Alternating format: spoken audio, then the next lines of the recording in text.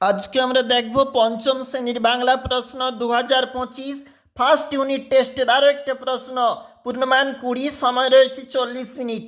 সঠিক উত্তর বেছে নিয়ে লেখো। পানের ঝাল কমানোর জন্য দেওয়া হয় চুন। মাথার উপর দিয়ে বুনো হাঁস উত্তর দিকে উড়ে যেত। আমি ভাত খাই সকর্ম ক্রিয়া। হাবুর মেজদা সেজদা উভয় মোট 18টি পশু পোষেন, অথচ কিন্তু বা এগুলি হচ্ছে একটা অব্যয়। পাখির কাছে ফুলের কাছে কবিতাটির কবির নাম আল মাহমুদ। বুনো হাসির ডানায় শোঁ শোঁ শব্দ শোনা যায়। হাবু পাগল বলেছি তার সেজদাকে। এতোয়ার গ্রামটির নাম হাতিঘর। গ্রামের মতিবাবু ছিলেন গ্রামের আদি পুরুষ। এছাড়াও 10টি প্রশ্ন দেখো। এতোয়া মুন্ডা ঠাকুরদার নাম ছিল মঙ্গল মুন্ডা।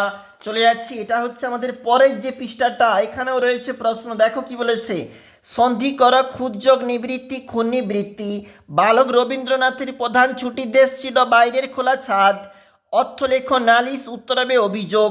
গল্প বুড়ো কাদেরকে ছুটে আসতে বলেছে?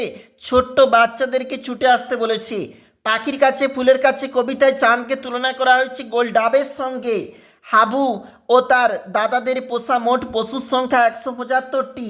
বুনো হাসিদের কি সয় না? গরম সয় না। ডুলুং নদীর অধিবাসী নাম কি? দরঙ্গাড়া।